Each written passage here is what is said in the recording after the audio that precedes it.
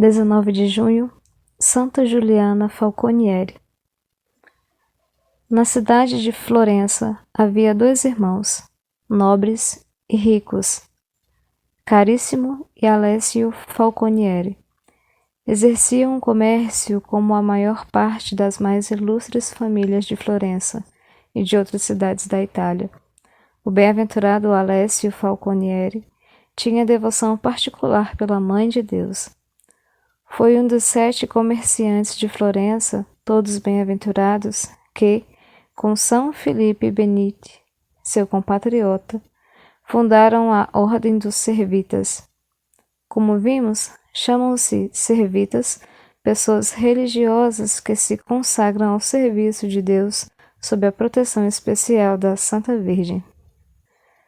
Carissimo Falconieri, avançado em idade, impressionou-se com o exemplo e as exortações do piedoso irmão. Passando uma acurada revista na vida, muito se inquietou com a possibilidade de ter adquirido algo por vias injustas. Pediu esclarecimentos a Deus, fez restituições e esmolas.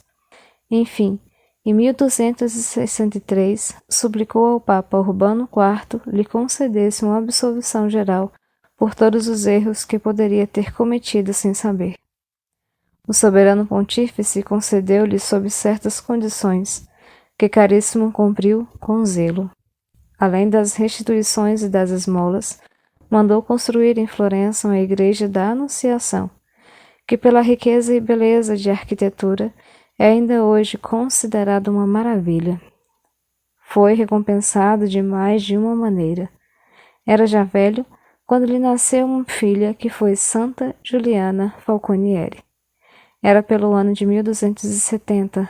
A alegria foi grande para toda a família. Juliana perdeu o pai pouco depois.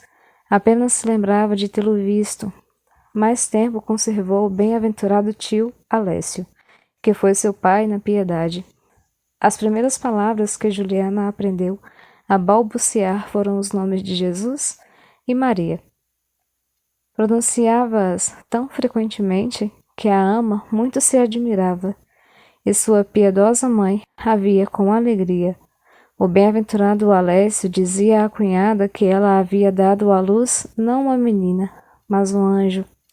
À medida que crescia, Juliana ocupava-se muito mais nos exercícios de devoção que ele ensinava ao santo tio, do que nos afazeres das mulheres a que sua mãe se empenhava por habituá-la. Em lugar de manejar as agulhas e o fuso, construía pequenos altares, lia livros de piedade, cantava os louvores da Santa Virgem e recitava orações.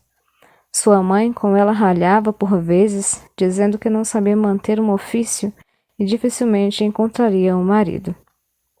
Juliana contentava-se em responder: quando vier o tempo, a Santa Virgem providenciará. Como se tornasse muito bela com o correr dos anos e virtuosa, a mãe alimentava dia por dia maiores esperanças em vê-la encontrar um dos mais honrosos partidos. Já falava disso com o pessoal da casa, mas Juliana tinha pensamentos inteiramente outros.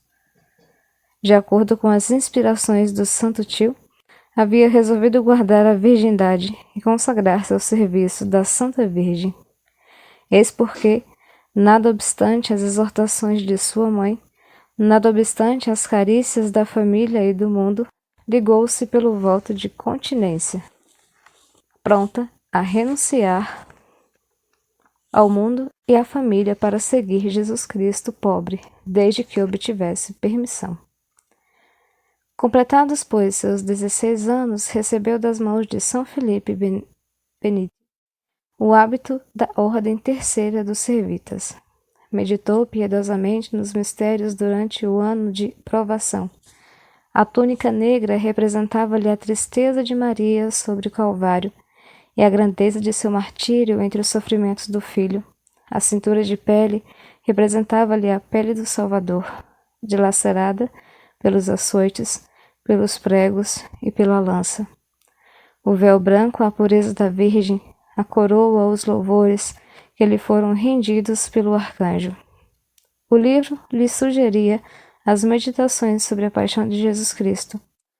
O manto lhe recordava a proteção da Mãe de Deus, a quem se rejubilava em pertencer. O círio, esta lâmpada acesa que devia trazer pronta, como virgem prudente, para ir ao encontro do esposo.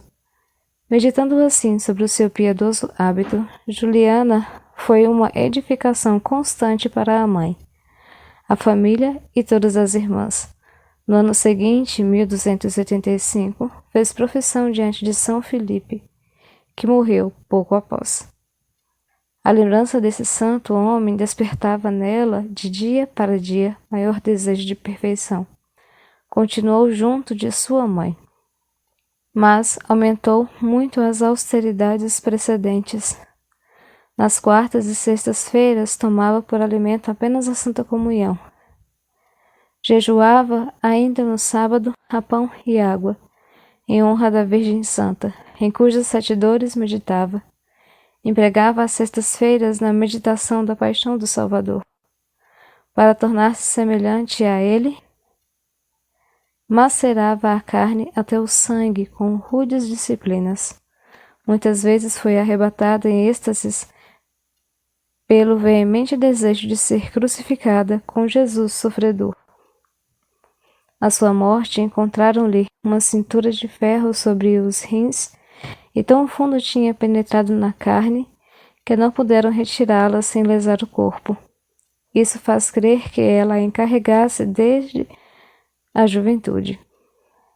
Aspirava sobretudo a pobreza e a humildade. Seu tio, o bem-aventurado Alessio Falconieri, dava-lhe o exemplo. Recusou sempre ser promovido nas ordens sacras e permaneceu a vida inteira na ordem leiga, dedicando-se aos mais humildes mistérios e mendigando todos os dias o pão para os irmãos. Da mesma maneira, a sobrinha, em lugar de viver nobremente de seus bens, preferiu ganhar a vida com o trabalho das mãos e partilhar o lucro com as irmãs. Imitou principalmente Felipe Bennet, do zelo pela conversão das almas.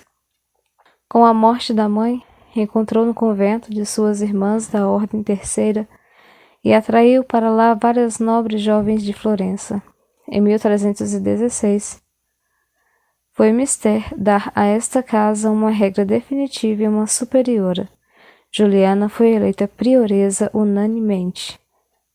Recusou por longo tempo, julgando-se incapaz e indigna, e acabou aceitando por lembrar-se das palavras de São Felipe Bennet, que lhe recomendara a congregação nascente, como prevendo que ela seria, um dia, a segunda fundadora. Foi o menos pela autoridade do que pelo exemplo.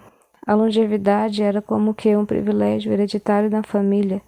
Seu tio, o bem-aventurado Alessio, tinha 110 anos quando morreu, em 17 de fevereiro de 1310. Se Juliana não ultrapassou os 70, deve-se atribuir o fato às grandes austeridades.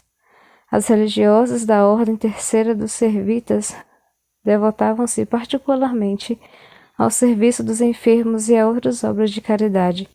Juliana sofreu também longa e penosa enfermidade, que suportou com paciência inalterável. Um vômito contínuo não permitia lhe administrassem o santo viático nos últimos momentos. O Salvador dignou-se fazer um prodígio para unir-se à esposa. A santa hóstia, colocada sobre o seu coração, desapareceu subitamente. No mesmo instante, ela faleceu. Era no dia 19 de junho de 1340. A verdade de diversos milagres, operados por sua intercessão, foram juridicamente provados, e Bento XIII beatificou em 1729, e Clemente XII terminou o processo de canonização. Santa Juliana Falconieri, rogai por nós. Também hoje comemora-se Santos Gervásio e Protássio, São Deodato, Beato Odo de Cambrai,